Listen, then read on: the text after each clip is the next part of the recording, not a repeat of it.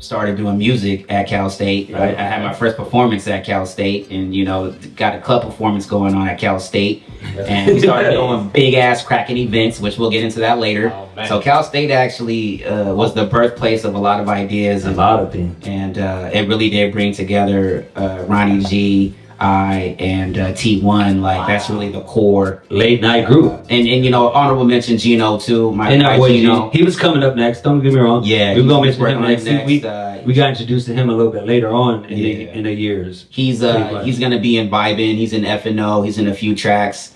Definitely, he's the vocalist in the group. So whenever I need somebody to throw some vocals on something, that's why we got the team. Like you know what I'm saying. Like we got the vocalist, we got the rapper, and then we got the two producers that just have just crazy outlooks on both. Like sometimes they co-produce. And when you meet people at school or just vibing, that bomb, and you guys become alumni, it's like no other. You know what I'm saying? That's no cap. You guys got your start, man. And everyone's getting educated. Everyone's on that same similar kind of student grind, and on that off time, that's when you create and you do the side hustles. Yeah, But that's amazing. But how did DJing start for you?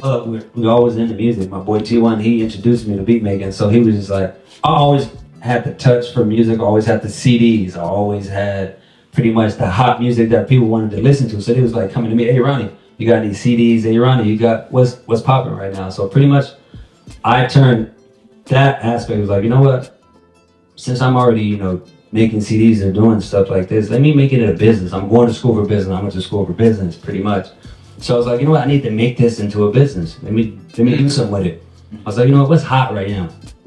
2012, the DJ scene was crazy. It was blowing up. You was seeing $100,000 getting thrown at DJs just to come pull up 30 minutes. Easy. I'm like, okay, let me just learn how to DJ. Because I already knew I had a thing for music. I had a passion for music. So I was like, let me just DJ. Let me just learn the skill. And then I think everything else will come after that. So I learned the skill.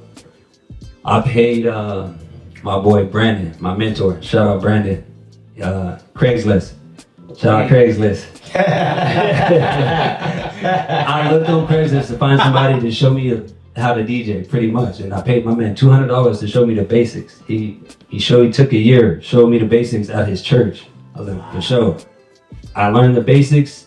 I took another year in my bedroom to learn, okay, I got the basics. Let me just learn my style of the basics now. Scratching and just fucking up stuff and just getting it back. Then he's like, hey, Ron, let me throw you on some gigs, 2013. He started throwing me on some of his gigs. I was like, you know what, all right, cool, I'm getting the hang of this. I'm just watching him, I'm shadowing him pretty much. And then I'm like, all right, this is not bad. I'm getting the hang of this. It's cool. He's all right, cool. Get behind the decks now. I'm gonna go ahead and host, you get behind the decks. I wasn't hosting or anything. I was just still DJing, slow, shallow, still behind the deck type of guy. Not going crazy. Pretty much him throwing me behind the decks and just watching him vibe with the crowd and me playing the music and the music, vibing with the crowd. I'm like, wow, I can do this. Okay, for sure. So I started doing his gigs, started doing my own gigs off of his clientele. And then my clientele grew off of his gigs. And then pretty much in college, David was known for throwing parties. So I was always DJing his parties. Yeah. This was like 2014, 15. We were just about to end about to graduate, and we was getting crazy. So we was like, we rented out different houses. I was renting out different houses. I had no idea Cal State San Bernardino went this hard. And we went, bro. And it was more than just the Dino, bro, because like the Dino's a little lit. So we didn't really, no disrespect, but we didn't really fuck with the Dino like that. But I was from Rancho. So I would hit all the Rancho homies, all the Rancho girls, and they would come through. Whoa. And people was just hearing about it, bro. Like people were just literally hearing about our parties and our functions and would pull up like, oh yeah, you having a party this weekend? Woo woo. Yeah, crazy. So we started doing something like, once a month, once every other month, and they got to the point to like where too many people started showing up. Yeah. So we were like, okay, bro, you got to show us a college ID to get up in here, bro. Tight. Wow. Because at first that's what we did. Yeah, if you had a college ID, it was free. Cool. And if you didn't have a college ID, it was $5. Yeah. $5? Bro, but you would be surprised how much $5 scares off unwanted guys. Like, no cap. Wow. I remember just counting singles one time upstairs in his room.